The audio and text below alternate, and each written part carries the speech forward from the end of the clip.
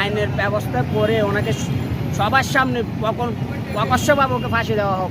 ও এখানে অনেক অত্যাচার করছে আমাদেরকে। এখানে আমার 1400 শ্রমিক এখানে জিম্মি করে লাগছে। একটা কাঠ বানাতে 20,000, একটা গাড়ি ঢুকাইতে 1 লাখ, একটা গাড়ি ঢুকাইতে নিতে চাইলে 1 লাখ নিয়ে নিত। অন্য লোটের গাড়ি জোর করে এখানে গাড়ি ঢুকাইতো 1 লাখ টাকা নিত। আর একটা কাঠ বানাতে চাইলে একটা 2 টাকার কাঠ আমাদের থেকে 20,000 টাকা করে নিছে। না দিলে মাইদুর করতো, গাড়ি লাইন থেকে বার করে দিত। শুধু মানুষকে আস্তারা টাকা খায় 20,000 টাকা দিয়ে 30,000 টাকা দিয়ে কাঠ বানাই, ও টাকা পুড়ে গেছে। এই নতুন গাড়ি ঢুকাইতে একটা গাড়ি থেকে 50,000 টাকা করে উস্কাইছে। একটা গাড়ি থেকে 50,000 করে, একটাও কম নাই। ঠিক আছে, আমরা অত্যাচারে ভাই আমরা আর সইতে পারতেছি না। তার জন্য আমরা শ্রমিকরা মিলে এক হয়ে ওকে আমরা পুলিশের হাতে তুলে দিছি। আমরা শুধু ন্যায্য বিচার চাই, ওর ফাঁসি চাই। আমরা আমাদেরকে বলছে যে এইকে মামলা দিয়ে আটক করা হবে।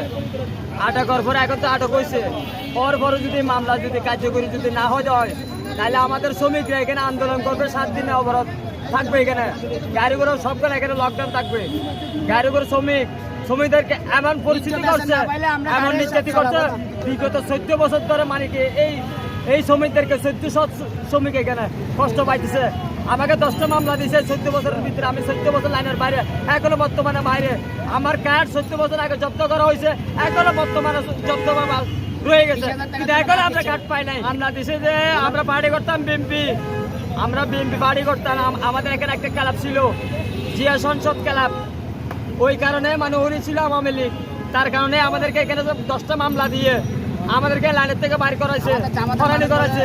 এইটা আমাদেরকে মারধর করছে। দেখেন গুন্ডা দিয়ে বান্ডা দিয়ে। আমরা এখানে লাইনে আসলে এখানে দেখেন ভাড়া আছে, হ্যাঁ এখানে 2টা ভাড়া আছে। যেহেতু আমরা এখানে লাইনের মাথায় আসলে আমাদেরকে এখানে গুন্ডা বান্ডা লাগা দিয়ে বসে থাকে। কিশোরগঞ্জের সন্তান আছে, লিডার সবগুলো আসে আমাদেরকে মারধর করে। এখানে আল খরানের মুখে, জিপের মুখে, হ্যাঁ আমাদেরকে একবার মারধর করছিল। শেখ হাসিনাকে যখন পতন করছিল তখন ছাত্ররা বলছিল যে এখানে কোনো চাঁদাবাজি, কোনো লোডে চলবে না। তো এই অনুযায়ী আমরা ওনাকে বলছি যে ছাত্ররা বলছে যে এখানে কোনো চাঁদাবাজি চলবে না। এ কথা বলাতে উনি বলছে যে কে বলছে, বলছে যে তুই বলছে। এ বলাতে আমাকে নেপাল টুর এখানে পাইছে 100-150 জন মানুষ আমাকে এরকম বিড়া পিটছে। আমি 5 দিন আমি মেডিকেল ছিলাম স্যালানের উপরে। ও কিশোরগঞ্জ পালতো, এখানে ওদেরকে দিয়ে আমাদেরকে হামলা করছে। গ্রুপ অ্যাপলেটার সালালিতে উনি একজন লিডার ছিল। উনি প্রথম থেকে এটা হলো লাইন, এটা হচ্ছে ওর একটা মানে কি গাড়ি দিয়ে ফাজার করতে এগুলা। ওর অরিজিনাল ব্যবসা ছিল ইয়োবা ট্যাবলেট ব্যবসায়ী। আর এখানে চিটাং শহরে অনেক ডাহাত আছে, ডাহাতগুলো সবগুলো ফালতু হয়ে একজনে। এখানে মসজিদের ওখানে ওর নামে অনেক কিশোর গ্যাং আছে।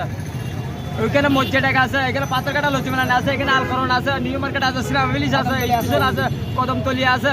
হ্যাঁ অনেক জায়গাতে মানে কিশোর গ্যাং আছে এখনো বর্তমানে, এগুলো রয়ে গেছে। আমরা ডক্টর নিউজ ভাইকে বলবো যে ওগুলোকে একজন করে ধরে, হ্যাঁ এগুলো বিচারের আওতায় আনার জন্য আমরা অনুরোধ করবো।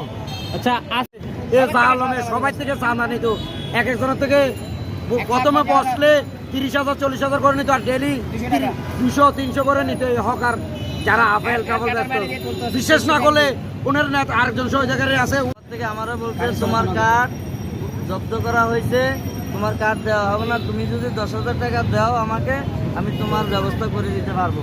আমার থেকে হিরো 10,000 টাকা নিয়েছে, জানিয়ে এলামও কাশেমের হাত থেকে আমার থেকে 10,000 টাকা নিয়েছে। পুরো অ্যাক্সিডেন্ট হয়ে কোনো মামলা খাইলে 3,000 টাকা মামলা আমাদের থেকে নিত, 10,000 টাকা। আমাদের গাড়ি পুরো অ্যাক্সিডেন্ট হয়ে এখানে খরচা হইতো 5,000, আমাদের থেকে নিত 50,000 60,000।